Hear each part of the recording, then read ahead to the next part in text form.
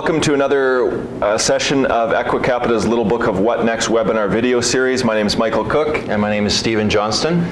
In this segment today, we're going to talk to you about steps to maximizing the deal value of your business. You would think that as buyers of businesses, we would want to gloss over this segment to encourage you to minimize the deal value of your business. But the truth of the matter is it's important for you to go into the transaction looking to get the most out of the deal with respect to making sure it's a fair price.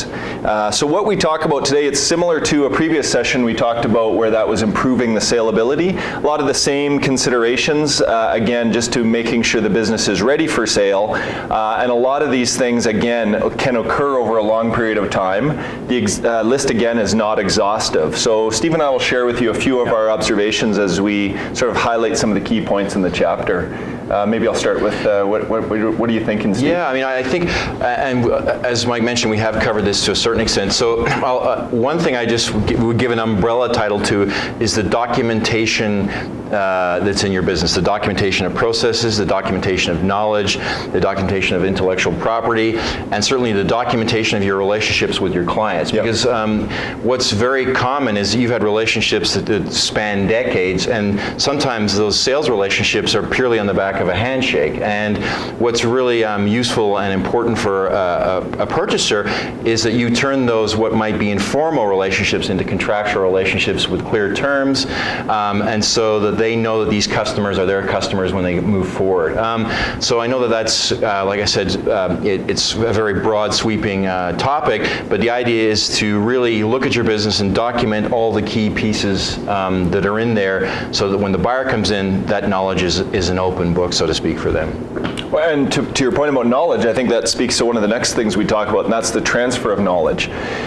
So what a purchaser is mostly concerned about when they make a business acquisition of a great business is that they're concerned that a lot of that knowledge walks out the door when that business owner also transitions into retirement.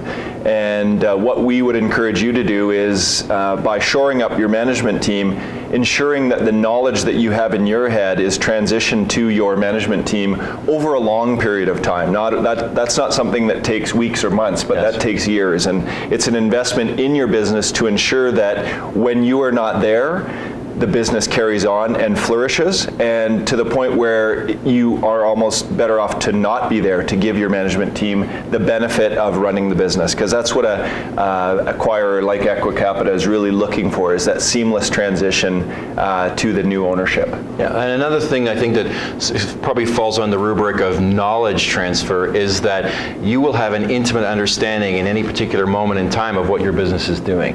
But it's really important to develop accounting and reporting systems, perhaps on a monthly basis, or perhaps even on a shorter period basis, that actually have all the key metrics of your business and capture those and report them. Because even though in your head there's a very clear picture of your business, for a purchaser, what they want to see is a system where they can actually just go in, push a button, so to speak, and get all the key metrics reported on a timely basis. And it really is important to spend the time and energy, even though you may think it's superfluous because you understand your business so intimately, to create those systems and create that reporting capability, because that is something that's really quite a compelling feature in a business for a purchaser, is that clear knowledge of what's going on. Absolutely.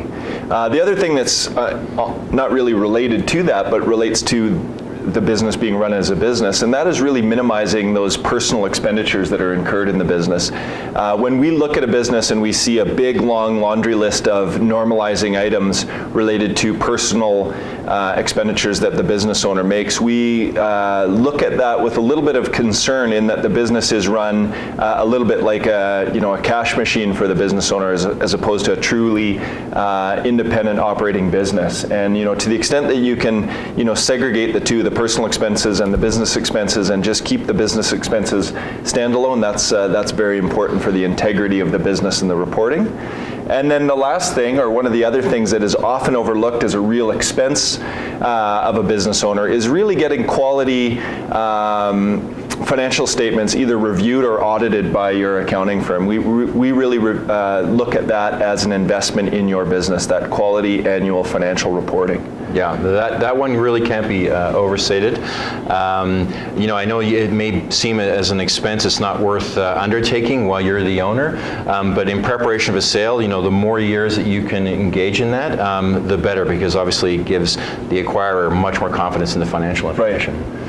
There's other things that we talk about in the book. Have your employees focus on performance improvement, developing new revenue streams, looking for ways to grow and strengthen your business, invest in expansion capacity. So, if there's an opportunity when you are looking at expansion, it's often better to do that prior to a sale than telling the purchaser that there's all these great growth opportunities. It makes us wonder if there's so many great opportunities to grow, why they had never been pursued before. So it really strengthens the story if some of those growth opportunities have been pursued and are well underway. And then, just generally looking for ways to make your business stronger. Again, just focusing on making your business that much better than the other businesses that purchasers may be looking at. Yeah. And we do see a lot of deals. So I implore you to really focus on making your business as good and as strong as it can be.